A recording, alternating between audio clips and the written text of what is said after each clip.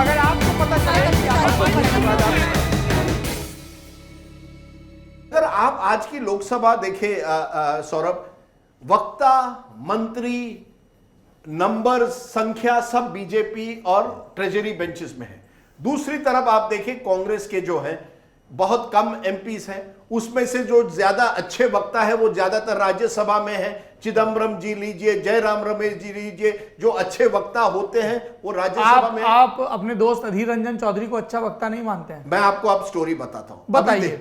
शशि थरूर भी, हाँ नहीं, शशि थरूर को तो मौका नहीं मिला। मैंने शशि थरूर को लगातार एसएमएस किया, आप बोलने वाले हैं। I have not been told so far, मुझे अभी तक ऐसी कोई one of their best speaker in Lok Sabha. हाँ, पर उनको दिल्ली सर्विसेज बिल पर बोलने को कहा गया, वोट ऑफ नो कॉन्फिडेंस पर बोलने को नहीं कहा गया। अब कांग्रेस की बड़ी इंटरेस्टिंग बात है, कांग्रेस के 4 लोगों को पहली लिस्ट जब कांग्रेस की जारी हुई, 4 लोगों को कहा गया।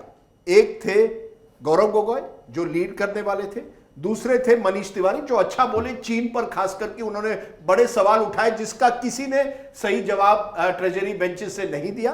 तीसरे थे राहुल गांधी खुद जो अपना कमबैक एक तरह से कर रहे थे, और चौथे थे छत्तीसगढ़ के जो सांसद है दीपक बैज। ये 4 लोगों का नाम पहले दिया गया था, जो वहां के अभी प्रदेश अध्यक्ष भी बनाए गए, प्रदेश अध्यक्ष बन गए, और छत्तीसगढ़ में चुनाव होने जा रहे जी। हैं। तो पहले और दूसरे दिन में ये 4 लोग कांग्रेस के वक्ता थे। अब प्रॉब्लम हो गया, तीसरा दिन आ गया, और तीसरे दिन पे बीजेपी अपनी तोफ ले आई थी। नरेंद्र मोदी जी तो फाइनल ब्रिगेडियर या जनरल की तरह, फील्ड मार्शल कहिए, वो आने वाले थे, पर उनके पहले भी निर्मला सीतारमन का नंबर था, राज्यवर्धन राठौड़ था, ज्योतिरादित्य सिंधिया थे। तो कई लोग बीजेपी से, 15 बीजेपी के स्पीकर थे, और लास्ट दिन पर भी 4-5 थे।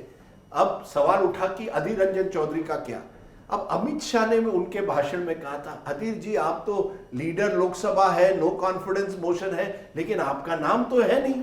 और उन्होंने एक तरह से कहा, अधीर जी आपको तो बोलने की भी अच्छा, तो आपकी एक और दोस्त है ममता बनर्जी, उन्होंने मना किया था क्या अधीर को ज्यादा फुटेज नहीं देनी, पंचायत चुनाव बहुत दे दी थी? देखिए, ये ममता ने कहा या किसी, मुझे नहीं लगता ऐसी कोई बात है, ये कांग्रेस की लिस्ट आई थी। अब ममता ने उनको कहा, कांग्रेस को से नहीं, अधीर तो हमारे लीडर लोकसभा है, वो बोलेंगे।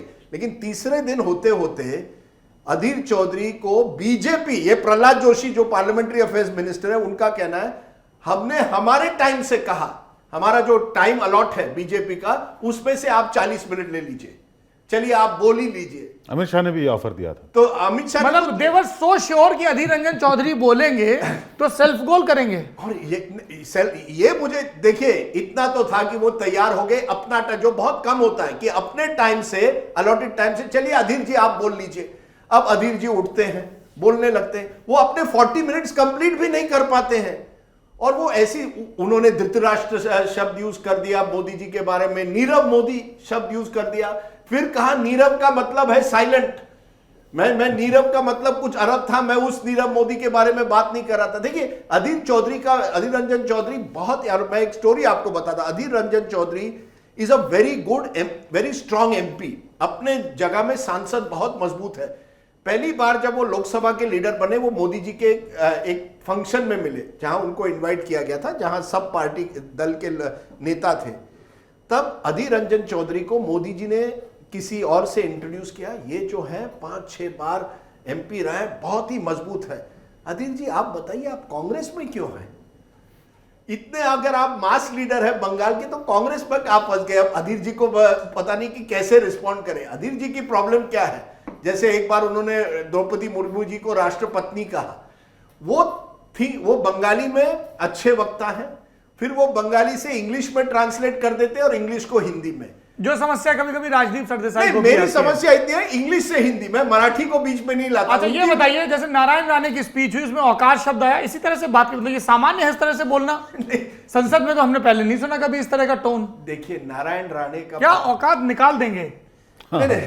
देखिए, हम महाराष्ट्र जो है ना, हमारी हिंदी आपकी तरह हम यूपी से नहीं आते, महाराष्ट्र से आते हैं, हमारी मातृभाषा मराठी है। नहीं, बट मैं पूछ रहा हूँ, औकात निकाल देंगे, क्या सामान्य प्रचलित शब्द है क्या?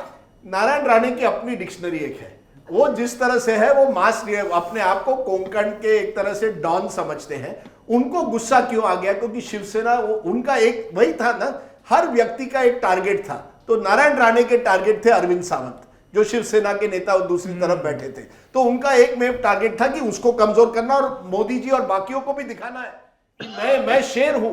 देखिए कई लोग जो बीजेपी के सांसद है या ट्रेजरी बेंचेस है, उनकी एक नजर एक आंख अमित शाह और मोदी जी पर होती है कि वो मुझे अप्रूव करेंगे या नहीं।